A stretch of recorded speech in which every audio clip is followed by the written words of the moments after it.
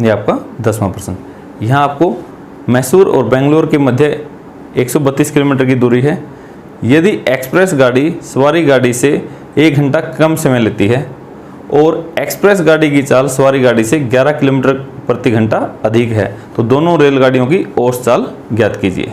तो इसके लिए हम सबसे पहले क्या करेंगे, माना सवारी रेलगाड़ी की चाल x किलोमीटर प्रति घंटा मान ली, तो सिर्फ सवारी गाड़ी ये उसकी चाल है, तो दूरी कितनी तय की, दूरी तो 132 किलोमीटर ही है, 132 किलोमीटर। समय कितना लेगी, समय होता है दूरी भाग में चाल। दूरी कितनी है 132 और चाल कितनी थी x, तो इतने घंटे, इतना इसने समय लिया। और दूसरी परिस्थिति क्या थी, एक्सप्रेस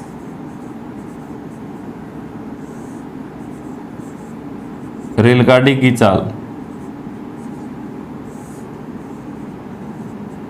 दूसरी गाड़ी तो एक्सप्रेस थी ना, इसकी चाल सवारी गाड़ी से 11 किलोमीटर प्रति घंटा अधिक थी।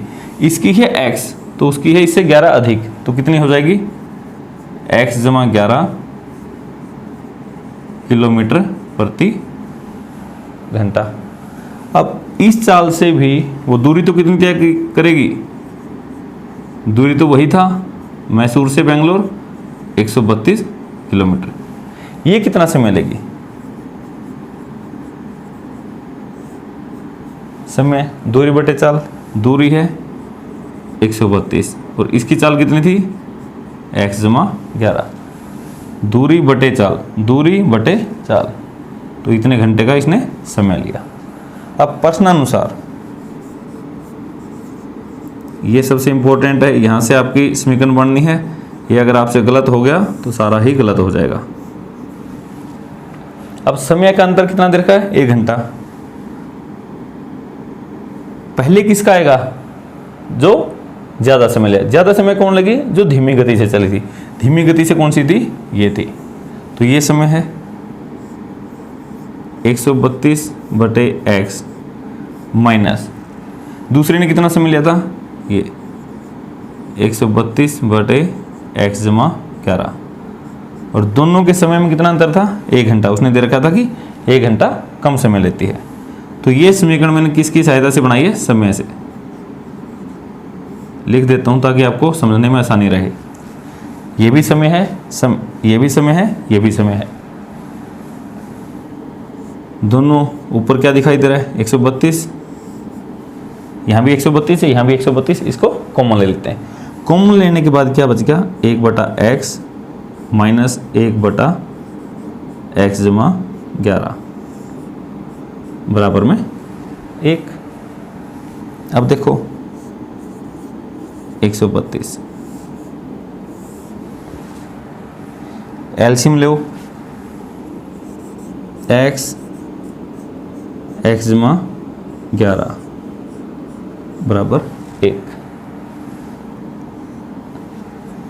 तो x जमा 11 की तो 1 के साथ गुणा हो जाएगी, ऊपर हो गया x जमा 11 माइनस का निशान है, माइनस इस x की 1 के साथ x, ये प्लस का x, ये माइनस का x, आपस में कैंसिल हो गए। तो ऊपर क्या बच गया, 132 की और 11 की गुणा। आप करके देख लो,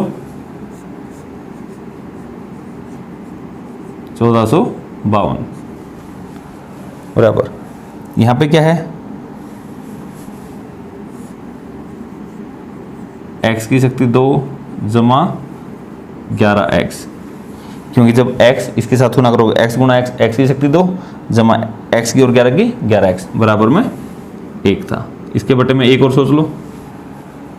अब आर पार गुणा करो, आर पार गुणा में हमेशा क्या होती है, ऊपर।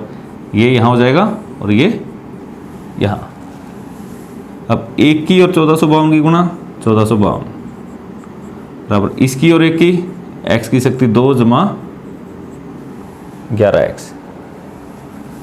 सब कुछ एक तरफ ले जाओ, x की शक्ति 2 जमा 11x माइनस 1452 बराबर 0। ये आपकी द्विघात समीकरण बन गई। अब इस द्विघात समीकरण के हल निकालने के लिए किसी भी विधि का आप प्रयोग कर लो। यहाँ a का मान कितना है, मैं गुणनखंड से ही निकाल देता हूँ। a का मान 1 है, b का मान कितना है 11, c का है माइनस 1452। जैसे आप रफ में इसको करके देखते हो तो क्या करोगे, a की और c की गुणा करके देखोगे,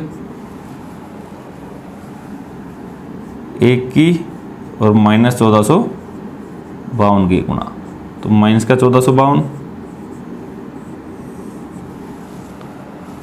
और जब यहाँ पे निशान माइनस का है, किसका निशान है, घटा का निशान है, तो इसका मतलब आपको भी घटाना है दो संख्याओं का आपस में।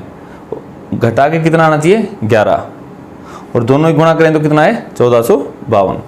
अगर आप ऐसे सोच के लिखोगे, एक तो 44 और एक 33, एक 44 आ जाएगा, एक 33। अब गुणा करके देख लेना, यही आएगा। अब देखो 44 में से 33 गया 11, सही है। जब यहाँ घटा का निशान है तो इसका मतलब इन दोनों के निशान अलग अलग आएंगे। जो b का निशान होता है वो होता है बड़ी संख्या का, इसका प्लस है तो इसका क्या होगा माइनस।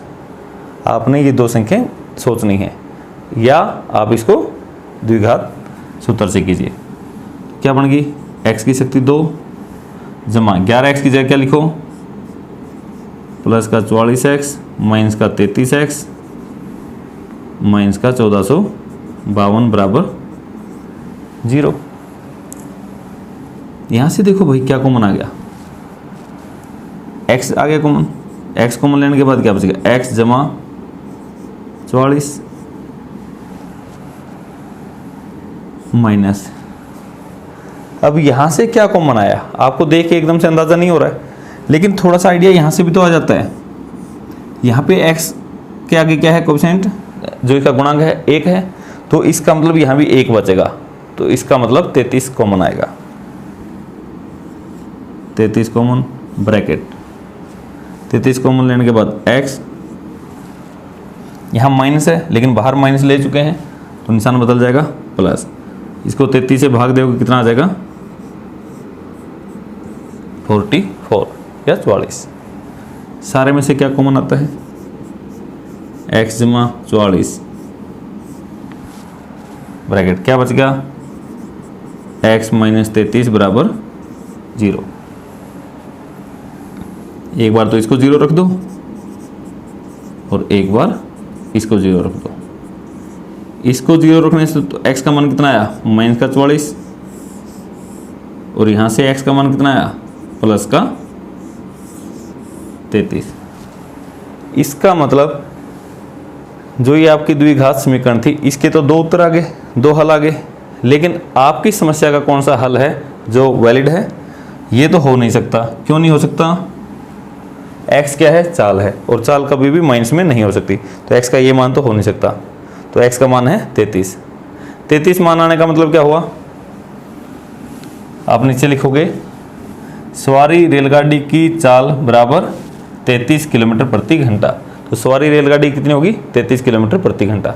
और दूसरी क्या थी एक्सप्रेस, उसी के नीचे एक लाइन और लिखोगे एक्सप्रेस रेलगाड़ी की चाल बराबर 33 जमा 11 बराबर 44 किलोमीटर प्रति घंटा। ये दो लाइन और आप लिख लेना।